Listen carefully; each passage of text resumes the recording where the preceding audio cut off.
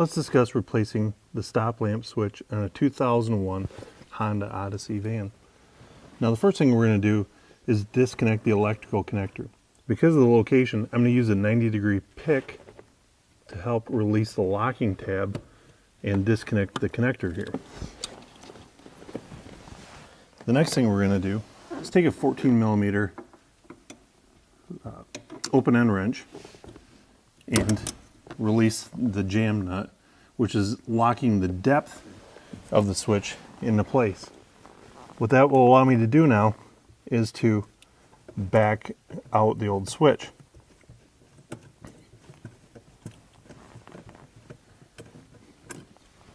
Once the old switch is out, we can take our new switch and thread it into the hole.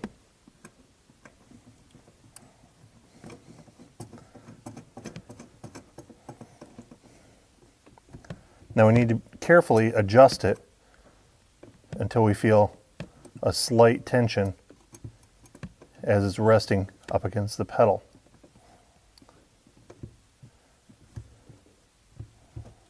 We want to make sure that the lock nut is still released and not holding it tight. Now we can plug the switch in electronically, and with an assistant, press the pedal and see how quickly the lights engage.